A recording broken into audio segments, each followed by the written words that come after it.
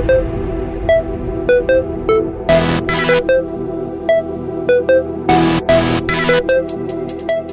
students, welcome back to our channel. Today we are going to start with a new chapter. The name of the chapter is the banyan tree. ये 10th chapter है 6th class का हनीस्कल का, ठीक है। इसको हम करेंगे the banyan tree के बारे में पढ़ेंगे हम डिटेल में। इसमें जो है सांप और नेवले की लड़ाई होती है, उसके बारे में हम डिटेल पढ़ेंगे, ठीक है। तो लेट्स गेट स्टार्ट।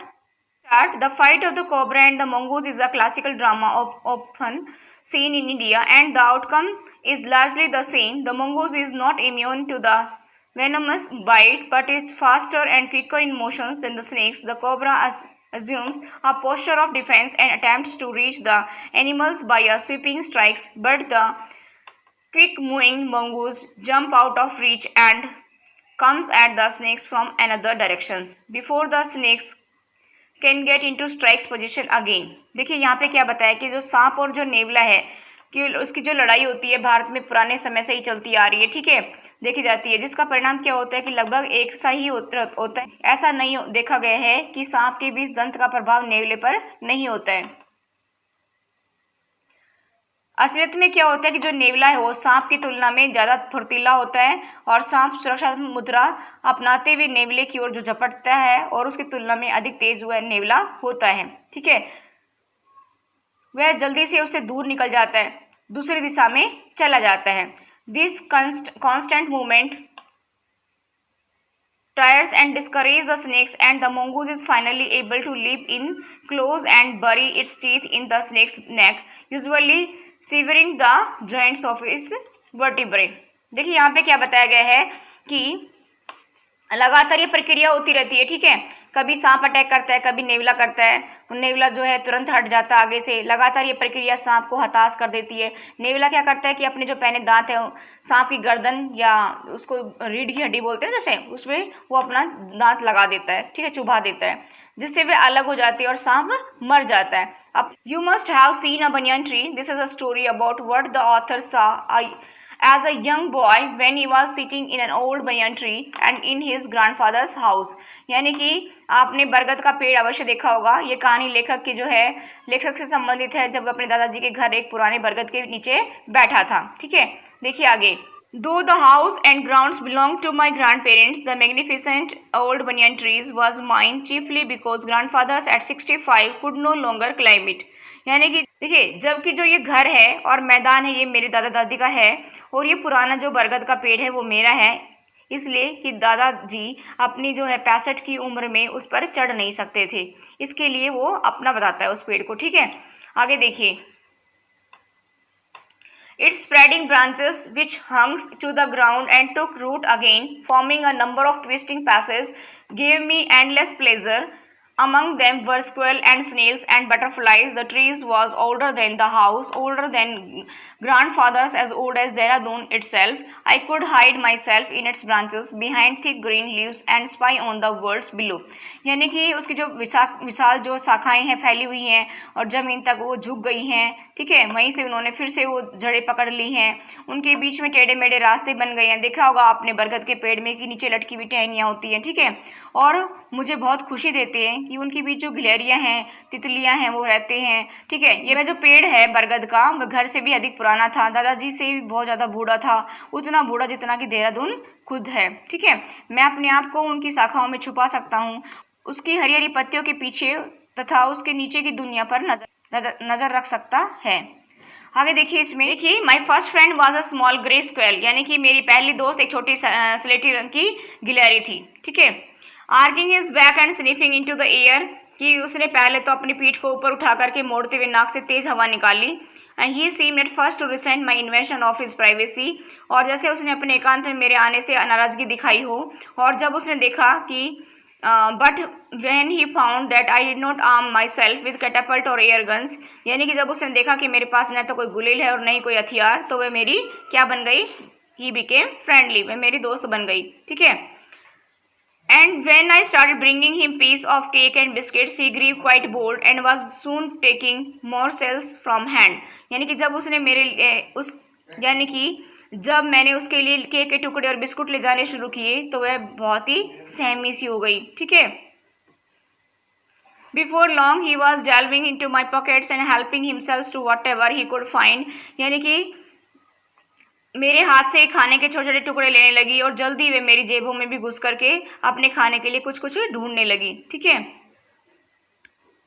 वह बहुत ही वॉज वेरी यंग स्क्वेल यानी कि बहुत ही छोटी गिलहरी थी. And his friends and relatives यानी कि उसके मित्र और संबंधी probably thought him foolish and had strong for trusting a human यानी कि उसके मित्र और संबंधी उसे कुछ कुछ मूर्ख और ढीठ भी समझते थे क्योंकि वह एक मनुष्य पर विश्वास करती थी. आगे देखिए. In the spring when the banyan tree was full of small red figs birds of all kinds would flock into its branches. देखिए यहाँ पे क्या बताया गया है कि बसंत ऋतु में जब बरगद का पेड़ छोटे छोटे जो है लाल फलों से लद जाता था वो तरह तरह की पक्षी जो है उसकी शाखाओं पर इकट्ठा होना शुरू हो जाते थे. ठीक है. The red bottom bulbul cheerful and greedy parrots mynas and cross squabbling with one another during the fig seasons. The banyan tree was the noisiest place in the garden. यानी कि लाल पैर वाली बुलबुल खुश और भूखे तोते मैना और कौवे एक दूसरे से झगड़ते रहते और अंजीर के मौसम में वह वृक्ष उस बगीचे का सबसे ज़्यादा शोरगुल वाला स्थान हो जाता. ठीक है. आगे देखिए. Halfway up the tree, I had built a crude platform where I would spend the afternoons when it was not too hot. I could read there, propping myself up against the tree with a cushion from the living room. Treasures Islands, Huckleberry Finns, and the story of Dr. Dolittle were, आगे देखिए इसमें, some of the books that made up my banyan tree library. यहाँ पे क्या बताया गया है कि वृक्ष के जो है बीच में मैंने एक जो है मंच बना रखा था, भद्दा सा, मतलब क्रूड प्लेटफॉर्म यानी कि भद्दा सा मंच बना रखा था जहाँ पर मैं क्या करता था अपना दोपहर का समय वहाँ पर ही व्यतीत करता था जब ज़्यादा गर्मी नहीं होती तब. ठीक है. मैं वहाँ वृक्ष से जो है सट करके बैठ जाता और वहाँ पर पढ़ भी लेता. इसके लिए मैंने क्या किया था कि अपने घर से एक गद्दी भी लाकर रखी हुई थी. ठीक है. ट्रेजर आइलैंड, हकलबेरी फिन और the story of doctor Doolittle जैसी कुछ किताबों से मैंने अपना जो वट वृक्ष का पुस्तकालय बनाया हुआ था. When I did not feel like reading, I could look down through the leaves at the world below, and on one particular afternoon, I had a grandstand views of that classic of the Indian wilds, a fight between a mongoose and a cobra. देखिए यहाँ पे बताया कि जब मेरी पढ़ने की इच्छा नहीं होती तो मैं क्या करता था, पत्तियों के बीच से नीचे की दुनिया देखता रहता था. एक दोपहर में क्या हुआ कि मुझे एक नेवले और सांप की लड़ाई का स्पष्ट नज़ारा देखने को मिला. आगे देखिए इसमें. आई होप आपको क्लियर हो गया होगा. The warm breezes of approaching summer had sent everyone, including the gardeners, into the house. I was feeling drowsy myself, wondering if I should go to the pond and have a swim with Ramu and the buffaloes, when I saw a huge black cobra gliding out of a clump of cactus. At the same time, a mongoose emerged from the bushes and went straight for the cobra. देखिए जब warm bridges of approaching summer यानी कि जहाँ पे बताया गया है कि ग्रीष्म ऋतु की जो गर्म हवाओं में क्या किया कि प्रत्येक की जिसमें माली भी शामिल था घर के अंदर भेज दिया. ठीक है. और मैं स्वयं भी क्या किया कि मुझे भी आलस्य महसूस होने लगा. ठीक है. और मैं कसमकस में था कि मैं क्या करूं, तालाब में जा कर के रामू और भैंस के साथ तैरने का मजा लूं. जब मैंने एक विशाल काले सांप को कटीले पौधों के झुंड से निकलते देखा तो उसी समय एक नेवला भी झाड़ियों से बाहर आया और सीधा उस सांप के पास चला गया. ठीक है. आगे देखिए. In clearing beneath the banyan tree in bright sunshine they came face to face. The cobra knew only too well that the grey mongoose 3 feet long was a super fighter, clever and aggressive. यानी कि वृक्ष के नीचे जो है खुला मैदान, clearing मतलब खुला मैदान में जब वहाँ तेज धूप थी तो उनका आमना सामना हो गया और सांप अच्छी तरह जानता था कि वह स्लेटी रंग का 3 फुट लंबा जो कुशल और जो आक्रामक जो नेवला था वह सांप पर भारी पड़ने वाला था. ठीक है. और पर सांप भी कुशल और अनुभवी योद्धा था. वह बहुत तेज गति से बढ़ करके ही could move swiftly and strike with the speed of light and the sacs behind his long sharp fangs were full of deadly poison. It was to be a battle of champions. यानी कि सांप भी क्या था, एक कुशल और अनुभवी योद्धा था. बहुत तेज गति से बढ़ करके वार करता था. बिजली की तरह वो फुर्तीला था. उसके लंबे दांतों के पीछे जो है थैलियों बनी थैली थी उसमें जो है भयंकर विष भरा हुआ था. ठीक है. अब वहाँ पर क्या थी, 2 योद्धाओं की लड़ाई थी. ठीक है. It was to be a battle of champions. आगे देखिए है कि hissing defiance his forked tongue darting in and out. The cobra raised 3 of 6 feet off the ground and spread his broad spectacled hood the mongoose bushed his tail, the long hair on his spine stood up. अब देखिए यहाँ पे बताया गया है कि जो सांप है वो हिसिंग साउंड निकालता है, ठीक है। तो वो फुकारता हुआ अपनी बीच से कटी जीभ बाहर भीतर करता हुआ सांप ने क्या किया कि अपने 6 फुट के शरीर को आधा यानी कि 3 फुट ऊपर उठा रखा था और चौड़ा फन जो है फैला लिया था, ठीक है। नेवले ने भी अपनी जो है घनी पूंछ को झाड़ीदार बना लिया और पीठ के लंबे बाल जो है नोकदार होकर के खड़े हो गए, ठीक है। Though the combatants were unaware of my presence in the tree, they were soon made aware of the arrivals of 2 other spectators. One was a man and other a jungle crow. They had seen these preparations for battles and had settled on the cactus to watch the outcome. Had they been content only to watch, all would have been well with both of them. यहाँ पे क्या बताया कि दोनों ही लड़ाकू जीवों को वृक्ष पर मेरी उपस्थिति का पता नहीं था कि मैं यहाँ पर हूँ, ठीक है। जल्दी ही दोनों दूसरे लोगों के आगमन से परिचित हो गए, जिनमें एक क्या थी, मैना और एक जंगली कौवा था, ठीक है। और उन्होंने लड़ाई की तैयारियों को देखा था और कटीले पौधे पर बैठ करके वे इसका परिणाम देखना चाहते थे। कौन देखना चाहता था यहाँ पर? मैना और कौवा, ठीक है। यदि वे देखकर ही संतोष कर लेते तो भी बहुत अच्छा था, अधिक सुरक्षित रहते, परंतु वो आगे ऐसा करते नहीं है, ठीक है। इसलिए हम आगे पढ़ेंगे। The cobra stood on the defensive, swaying slowly from side to side, trying to mesmerize the mongoose into making a false move. But the mongoose knew the power of his opponent glassy, unwinking eyes and refused to meet them. Instead, he fixed his gaze at a point just below the cobra's hood and opened the attack. देखिए सांप जो है बड़े सुरक्षात्मक तरीके से झूमता हुआ खड़ा हो गया, मानो वह नेवले को गलत चाल चलने के लिए उकसा रहा था, ठीक है, ताकि नेवला उसके ऊपर अटैक करे और वो उसको तुरंत मार दे, ठीक है। लेकिन नेवला भी क्या है, अपने जो प्रतिद्वंदी की शीशे जैसी साफ चमकती जो आंखें हैं उनकी शक्ति को पहचाना था, इसलिए उसने उसकी आंखों में नहीं देखा। इसके बजाय उसने अपनी नज़र नाक के फन के नीचे एक बिंदु पर गड़ा करके रखी, ठीक है, और अपना आक्रमण शुरू कर दिया। आगे देखिए इसमें, moving forward quickly until he was just within the cobra's reach, the mongoose made a pretended move to one side. Immediately the cobra struck. His great hood came down so swiftly that I thought nothing could save the mongoose, but the little fellow jumped neatly to one side and darted in as swiftly as the cobra, biting the snakes on the backs and darting away again out of reach.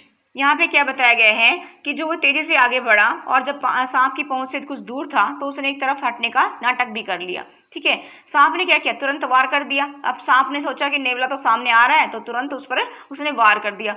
उसका विशाल fun इतनी तेजी से नीचे आया, मैंने सोचा अब नेवला नहीं बचेगा, ठीक है। उसका जो विशाल फन है वो इतनी तेजी से नीचे आया, मैंने सोचा कि अब नेवला तो नहीं बच पाएगा, पर वह छोटा सा जो प्राणी था बड़ी सफाई से एक और कूद करके बच गया, ठीक है। कि जैसे ही नेवला जो है सांप ने उसके ऊपर अटैक किया तो नेवले ने उसकी पीठ पर उसको काटा और अचानक से वो झट से दूर चला गया, ठीक है। At the same moment that the cobra struck, the crow and the myna hurled themselves at him only to collide heavily in mid-air, shrieking insult at each other. They returned to the cactus plants. A few drops of blood glistened on the cobra's back. उसी समय जब सांप पर वार हुआ तो कौवा और मैना उस पर झपटे और हवा में जोर से टकराए और एक दूसरे को भला बुरा कहते हुए उसी कटीले पौधे पर बैठ गए। अब नाक की पीठ पर रक्त की कुछ बूंदें चमकने लगी थी, ठीक है।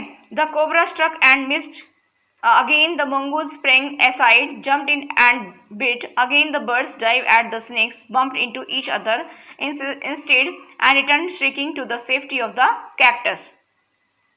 देखिए सांप ने वार किया पर उसका निशाना चूक गया और नेवला फिर से कूद करके साइड में हट गया, ठीक है, और उसे काट भी लिया और फिर साइड में वो हट भी जाता है, ठीक है। पक्षियों ने फिर से क्या किया, सांप पर वार किया और फिर से टकराए और वापस शोर करते हुए सुरक्षा से उस कटीले पौधे पर बैठ गए।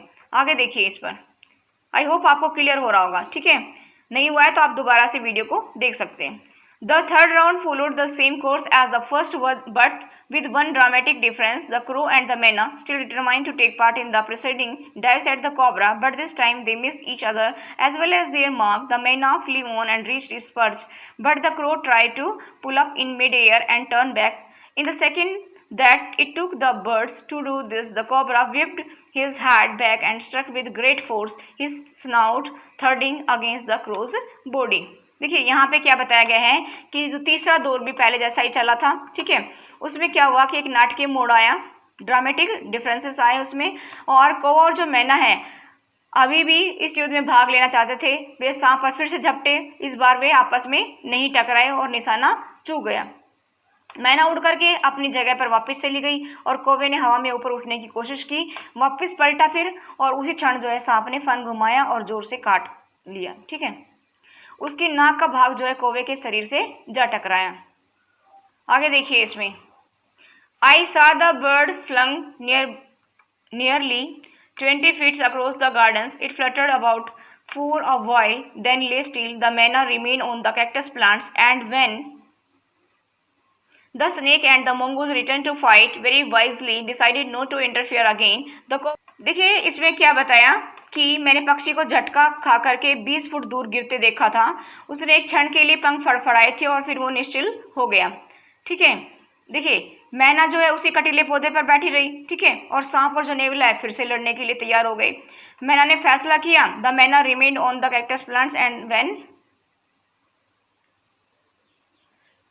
the snakes and mongoose returned to fight, very wisely decide not to interfere again. The cobra was wakening and the mongoose walking fearlessly up to it raised himself on his short legs and with the lightning snaps and the big snakes by the snout. देखिए यहाँ पे क्या बताया है कि सांप और नेवला फिर से लड़ने के लिए तैयार हो गए। मैना ने फैसला किया कि वे अब हस्तक्षेप नहीं करेगी। ठीक है, और सांप भी अब कमजोर पड़ता जा रहा था। नेवला निडर होकर के उसके पास जाने लगा। उसने पिछली टांगों पर सिर ऊपर उठाया और तीव्र गति से सांप को उसकी थूथन से पकड़ लिया। ठीक है, सांप बहुत ही तड़फा। The little fellow hung grimly on until the snakes he had ceased to struggle. He then smelt along its quivering length, grabbed it round the hood and dragged it into the bushes. देखिए यहाँ पे क्या बताया है कि सांप बहुत ही तड़फा, अपने शरीर को पटकने लगा। उसने नेवले के शरीर पर शम को लपेट लिया। ठीक है, इससे उसको कोई फायदा नहीं मिला। नेवले ने उसके फड़फड़ाते शरीर को सूंघा, उसके फन को मुंह में दबाया और झाड़ियों में खींच करके ले गया। आगे देखिए, द मैना dropped cautiously to the ground, hopped about, peered into the bushes from a safe distance and then with a shrill cry of congratulations flew away. यानी कि मैना जो है सावधानी से उछलती हुई मैदान पर उतरी और एक दूरी से उसने झाड़ियों में झांका और फिर तेज बधाई की आवाज़ निकालती हुई उड़ गई। यानी कि कॉन्ग्रेचुलेशंस कहती हुई वो उड़कर चली गई। ठीक है, that's all for today. Thank you, have a nice day.